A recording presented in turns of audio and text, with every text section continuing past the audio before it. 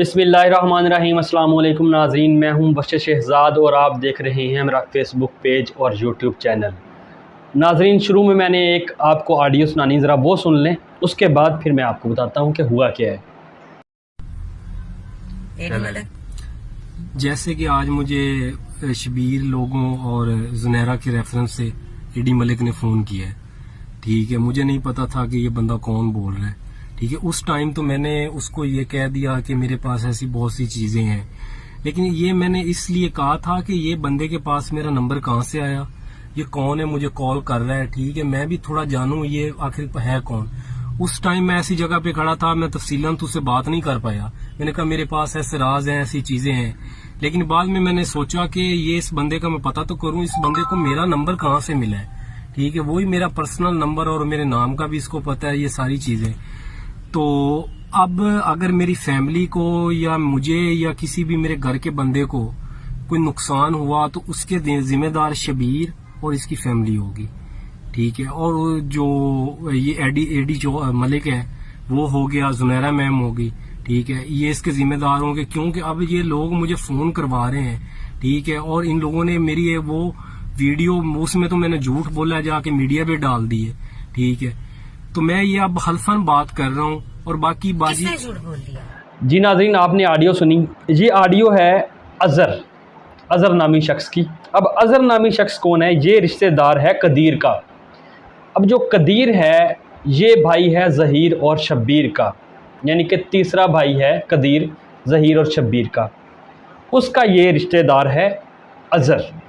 ठीक है, अब इसने ये कहा है कि मुझे एडी मलिक, जो कि सहाफ़ी हैं, मैं तो उनको सहाफ़ी नहीं मानता जिस तरह की वो सहाफ़त करते हैं, और उनको ये नहीं पता कि कौन इस केस में मज़लूम है और कौन ज़ालिम है। तो जिस शख्स को ये नहीं पता तो उसकी सहाफ़त पे तो सवालिया निशान आएगा। और इनका जो पूरा गैंग है जिसका हेडक्वार्टर लाहौर के अंदर है, उसके हवाले से बात की है। इसको आज हम डिस्कस करते हैं कि असल कहानी क्या है और कहाँ से शुरू हुई। और दूसरे नंबर के ऊपर जो मैंने पिछली वीडियो में आपको बताया था कि ये लोग अब पर्सनल लाइफ को टारगेट करना स्टार्ट कर दिया है मुख्तलिफ यूट्यूबर्स की, और उनकी ये रिकॉर्डिंग करते हैं, कॉल करके कहते हैं कि हम इनको डेटा देते हैं, ये चीज़ इस तरह से करो। तो उनकी जो है ये कॉल रिकॉर्डिंग करते हैं। और आपको याद होगा कि जो जुनैरा माहम है उसने कॉल लीक की थी इकरारुल हसन की भी, और इसके ऊपर भी मैंने आपको कहा था कि ये किसी की पर्सनल इन्फॉर्मेशन होती जो आप शेयर करते हैं, जिसके बाद इकरार ने भी ये कहा था कि मैं FIA के अंदर लेके जाऊंगा। अब पिछली जो दरख्वास्तें हैं वही अभी भुगत नहीं रही जुनैरा। कल जो है वो भी उनकी पेशी थी, लेकिन वहाँ पे वो नहीं जा सकी। FIA के अफसरान जो है वो उनको कॉलें करते रहे, लेकिन ये साहिबा जो है वो नहीं आई। अलबत्ता मैं अज़हर के बारे में आपको बता दूं कि पुलिस को चाहिए कि इस वक्त फुल प्रोटेक्शन देनी चाहिए इस शख्स को। इस शख्स ने मुखबरी की थी, ये सबसे बड़ा मुखबर है इस केस का। जब ट्विटर के ऊपर ट्रेंड कर रही थी ये खबरें, जब किसी को भी मालूम नहीं था कि जो ज़हीर और जो मुगविया बच्ची है वो कहाँ पे मौजूद है, तो इस शख्स ने सबसे पहले मुखबरी दी थी कि बच्ची को सबसे पहले कराची से लाहौर लाया जाता है, अब फिर लाहौर से दीपालपुर, फिर दीपालपुर से हरीपुर और फिर हज़ारा। और पुलिस को बहुत ज़्यादा इस शख्स ने मुआवनत की थी। अब ये वो शख्स है जो कि रिश्तेदार है इनका। अब ये शख्स कह रहा है कि मुझे ज़हीर और शब्बीर ने कहा है कि अब हम बाहर आ गए हैं, क्योंकि आपको पता है कि इन लोगों की ज़मानतें हो चुकी हैं, तो इन्होंने मुझे कहा है कि अब हम लोग बाहर आ गए, हम तेरा भी इलाज करते हैं ठीक ठाक।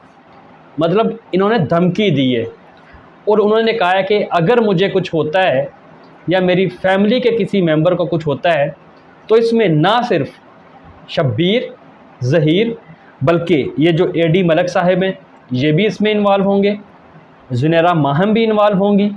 ये वो लोग मेंशन कर दिए हैं जो कि इन्होंने कहा है कि अगर मेरी फैमिली को कुछ होता है तो इनको शामिल तफ्तीश किया जाए। अब ज़हीर और शब्बीर तो ठीक है यहाँ तक, लेकिन ये जो जुनैरा और एडी मलिक हैं इनको क्यों शामिल किया गया है? ये है गैंग का हिस्सा, ये है मीडिया सेल उन लोगों का जो कि प्रमोट करता है उनको, जो कि माइनर शादियों को प्रमोट करता है, जो कि इज्जतों के साथ खेलता है, जो कि जो मुगविया बच्ची के वालिदैन हैं उनकी इज़्ज़त जो है उसके साथ खेला इन लोगों ने। तो ये वो गैंग है, इस वजह से उसने कहा कि ये लोग मुझे कॉल करते हैं। फिर मैंने इनको कहा कि मैं आपको इन्फॉर्मेशन दूंगा कि मुझे पता तो चले कि ये लोग है कौन जो मुझे कॉल कर रहे हैं बार बार।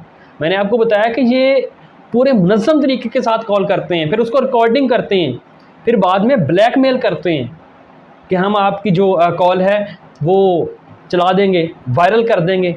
आपको याद होगा कि इकरार की भी कॉल इसी तरह से महन ने जो है वो लीक की थी, जो उन्होंने जब इंफॉर्मेशन लेनी थी, जब मुगविया बच्ची का इंटरव्यू करना था, उस वक्त उनकी जो बात हुई थी और मुख्तलिफ़ किस्म के इल्ज़ामात लगाए थे। कितने ये घटिया लोग हैं और कितने गंदे लोग हैं कि इल्ज़ामात लगाते हैं दूसरों के ऊपर, और अपने घर में तो झांक के देख ले कि आपका हस्बैंड जो है वो किन को धमकियाँ दे रहा है और फ़िरका वारियत फैलाने की कोशिश कर रहा है। ये नाज़रीन मैं आपको बताऊं कि जो इनके हस्बैंड है ज़ुनैरा के, ये इन्होंने कल जो है लाइटन मी, इन्होंने एक नया जो है अब एक प्रोपोगंडा स्टार्ट किया है कि अपनी तरह के लोग जो हैं 2-4 लोग बुलाएं और लाइव बुला के उनकी जो हमदर्दियाँ समेटना स्टार्ट कर दी लाइव सेशन के अंदर कि हम तो आवाम की राय जान रहे हैं। अब इसके अंदर एक शख्स था लाइटन मी, ये जो है ज़ुनैरा का शोहर है।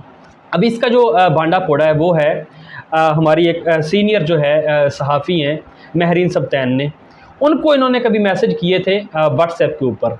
अब उन्होंने कहा कि जब ये बात कर रहा था तो मैंने वो जो व्हाट्सएप के ऊपर वॉइस थी वो वाली और जो वहाँ पे लाइव सेशन के अंदर ये बात कर रहा था वो मैंने नोट की, तो बिल्कुल वही वॉइसेस मौजूद थी। और मेरी वीडियो के कमेंट के अंदर भी ये शख्स जो है डिफरेंट टाइप की जो इसने बातें की हुई थी, जब उन्होंने ये कहा था कि जब निकाह होता है तो वहाँ पे दोनों जो सरबराहान हैं उनका मौजूद होना ज़रूरी होता है, तो उसमें फ़िरका वारियत फैलाने की कोशिश की इस शख्स ने।